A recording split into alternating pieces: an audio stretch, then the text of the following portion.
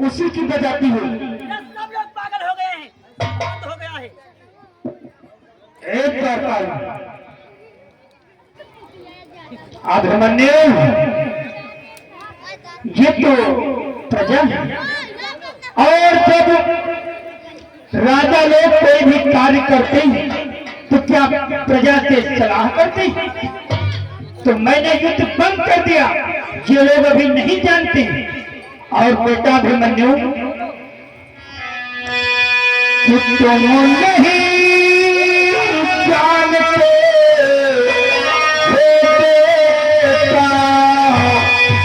कौरव और पांडव भाई है।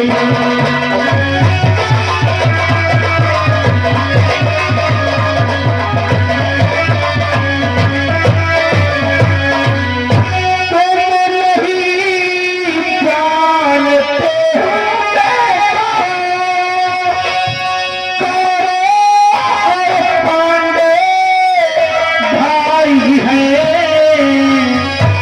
सब मिलकर हम एक रहे, अब होई नहीं लड़ाई है।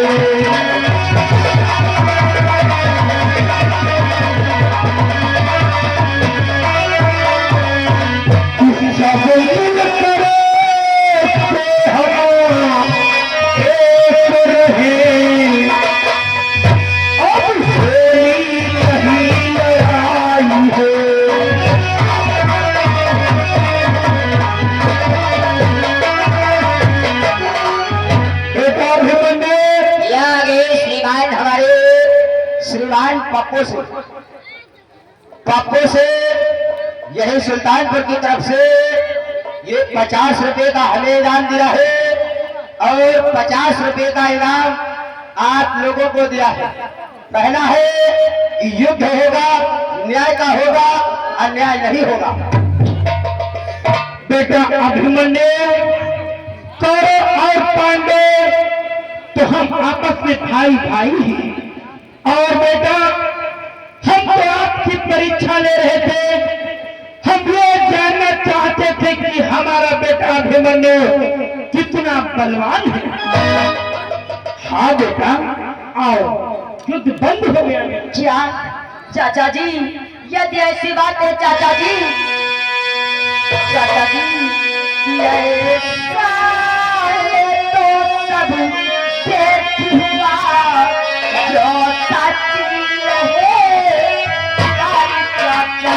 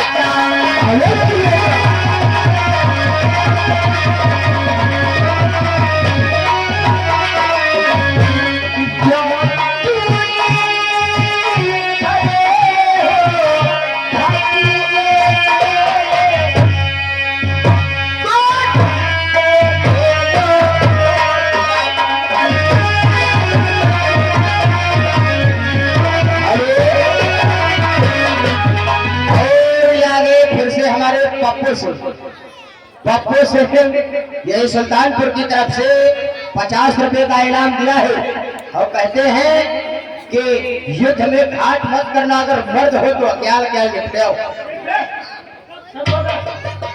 समय दिया चाचा जी, ये जैसे बात है, आप लोग आपस में भाई भाई हो चुके हो और युद्ध बंद हो गया है, तो क्या अपने इस भतीजे को गोदी से नहीं खिलाओगे चाचा जी? क्या कहना चाहते हो बेटा?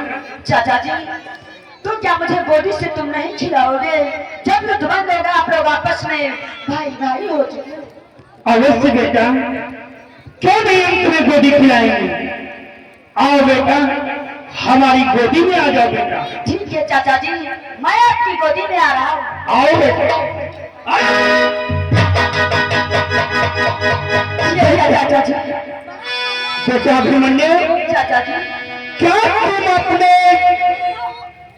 ताऊ श्री धर्मराज के गोद में जाते हो या अपने पिताश्री अर्जुन के गोद में जाते हो?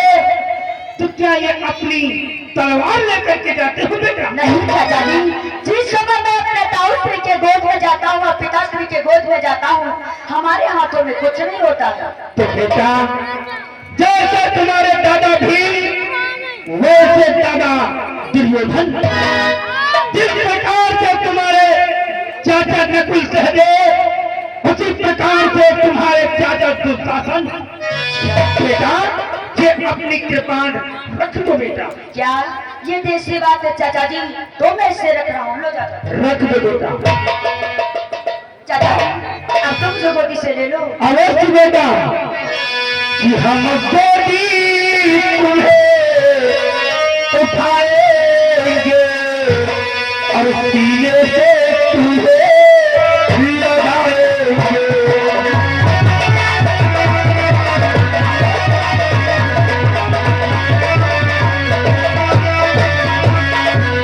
कि हम गोदी तुम्हें उठाएंगे और सीने से तुम्हें लगाएंगे और अपने बलवाने भतीजे से हम के प्यार खिलाएंगे।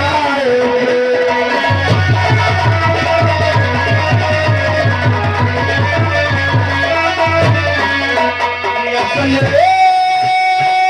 बलवाने भतीजे से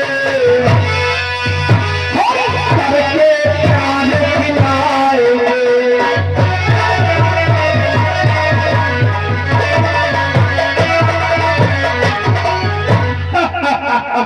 वाह बेटा वाह, तो एक पुष्प की भांति मेरी गोदी में आ गया।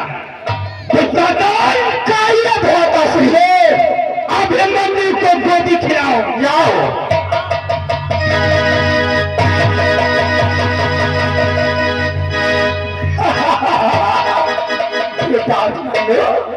आज मैं तुझे गोदी खिलाने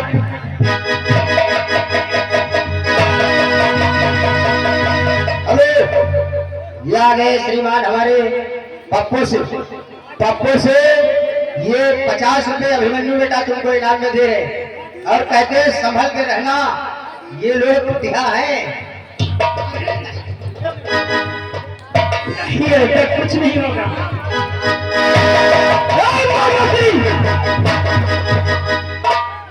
आओ बेटा। बेटा वो एक पैर से लंगड़ी है, इसलिए उनका मन नहीं माना। बेटा अभिमन्यु, मेरा मन नहीं माना तो मैं भी अपने भांजे सिंह को खिला लूं। बेटा मामा श्री एक पैर से कमजोर है, इसलिए वो तुम्हारा भार नहीं सहन कर सके। क्या चाचा जी ऐसी बात है? हाँ बेटा। कोई बात नहीं चाचा जी। बोलो।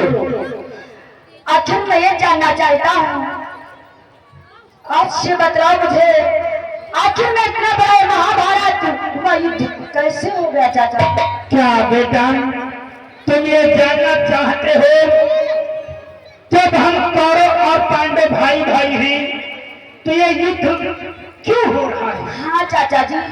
आओ बेटा, हम तुम्हें विस्तार से बैठ करके बतलाते हैं। आओ।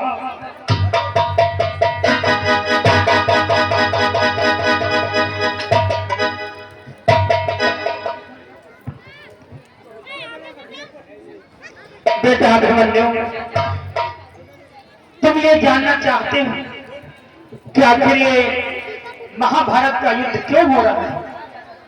बेटा एक दिन की बात है, तुम्हारे दादा श्री धर्मराज, जो कि अपने इंद्रप्रस्थ का अग्र पूजन करना चाहते थे, और उस अग्र पूजन में हमें भी सादर आमंत्रित किया। बेटा अभिमन्यु, मैं उस अग्र पूजन में सम्मिलित होने के लिए तुम्हारे दादाजी के दरबार को जा रहा था। जिस समय में इंद्रप्रस्थ पहुंच गया, तुम्हारे दादाजी धर्मराज ने ऐसा चमत्कारी महल बनवाया था कि जहां पर जल दिखाई देता था वहां पर थल था और थल की जगह पर जल था। बेटा ये मैं समझ नहीं सका। जब ये मैं समझ नहीं सका तो जल और थल के धोखे में फिसल करके मैं गिर गया। हाँ बेटा, जब मैं फिसल के गिर गया तो तुम्हारी माता पंचाली, जो कि जे द्रौपदी कहते हैं, वो अपने महलों के अंडे के ऊपर से देख रही थी। जिस समय मैं फिसल के गिर गया उस समय तुम्हारी माता पंचाली ने मुझे अंधे की औलाद समझा। हाँ बेटा, बस ये तुम्हारे माता जी के शब्द मेरे हृदय को चकना चूर कर गए। बेटा अभिमन्यु, मानता हूं कि हमारे पिताश्री धसराष्ट्र जो कि जन्म से अंधे हैं, तो मेरे पिताश्री अंधे हैं तो क्या मैं भी अंधा हो गया? बेटा मैं धोखे से गिर गया, तुम्हारी माता पंचाली मुझे अंधे की औलाद।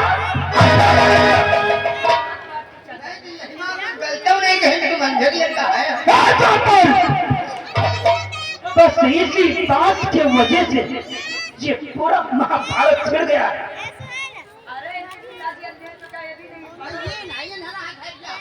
ठीक है, लेकिन पप्पा तो क्या धरे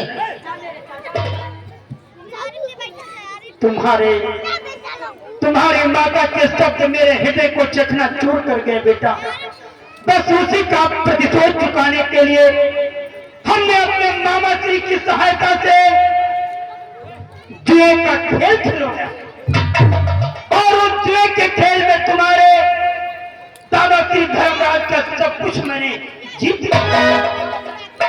हाँ बेटा, तुम्हारे चाचा श्री, तुम्हारे पिताश्री, तुम्हारे दादाश्री, सभी को, जहां तक मैंने तुम्हारे दादाश्री धर्मराज का इंद्रप्रस्थ भी जीत लिया। हाँ बेटा, अंत में तुम्हारे दादाश्री ने तुम्हारी माता पंचाली को भी जुए के दांव पर लग दिया। इतने बड़े बड़े दांव खेले गए बेटा, एक से बढ़कर के एक दांव, एक से बढ़ के एक दांव, एक दांव में न जाने कितने कितने पैसे लग दिए गए बेटा। हाँ बेटा, ये सब प्रतिशोध भी हो गया, बदला लेने के लिए हो गया बेटा। अंत में तुम्हारे दादाश्री ने तुम्हारी माता पंचाली को भी जुए के दांव पर लग दिया। हाँ बेटा,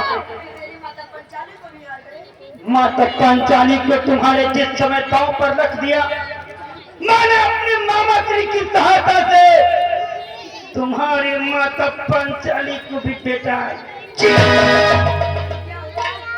फिर मैंने अपना प्रतिशोध चुकाने के लिए अपने भ्रात दुशासन के द्वारा मैंने तुम्हारे माता श्री के वस्त्र हरण किया। तुम्हारे माता श्री को सभा में नंगित करने का मैंने काम तो के हो मार डाले वाला। ए द्वारपाल, चुप रह। ए द्वारपाल, शांत है तू। 10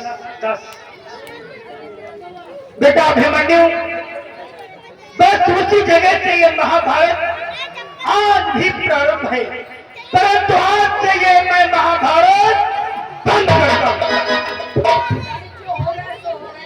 जो हो गया सो हो गया। तुमने बेटा एक बहुत बड़ी गलती कर डाली, मैं वो भी बर्दाश्त करने के लिए तैयार हूं बेटा। तुमने एक तकलीफ में मेरे बेटे का कत्ल कर दिया बेटा। ये बेटा मेरा जो प्यारों से प्यारा था बेटा, तुमने उसका भी कत्ल कर दिया। लेकिन क्या तुमसे प्यारा है मेरा बेटा? लेकिन चाचा जी इसमें मेरी कोई गलती नहीं, मैंने बहुत समझाया बेटा। ठीक है बेटा, मैं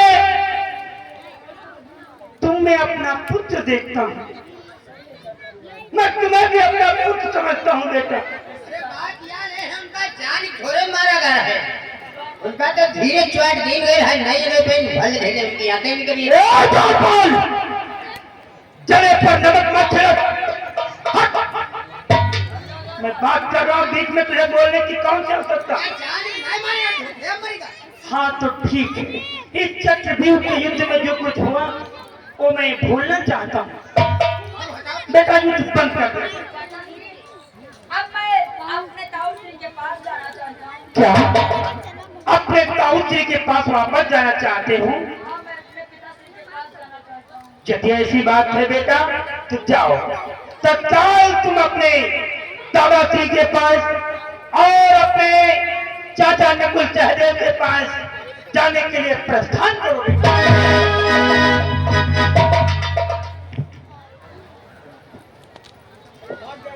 लेकिन चाचा जी, मैं जा तो रहा हूँ, मेरी तलवार तो दे दो। क्या बेटा? तलवार तो दे दो। तलवार?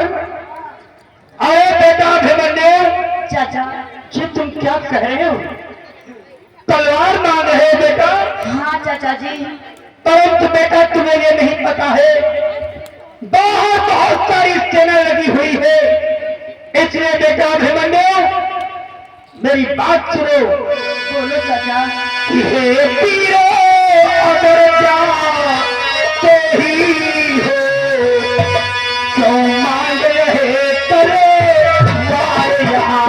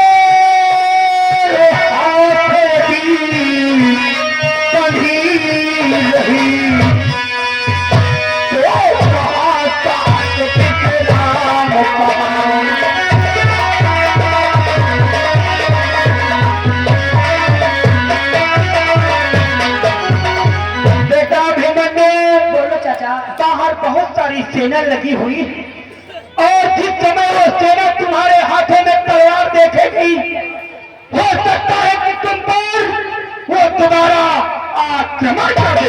सही कहते हो चाचा जी, जब एक क्षत्रिय के हाथ में तलवार रहती है तो समझ लो उसकी हर वक्त भुजा सत्य कह रहे हो बेटा, इसलिए तुम ऐसे ही निहत्थे चक्रव्यूह से बाहर निकल जाओ। ठीक है चाचा जी, मैं जा रहा हूँ।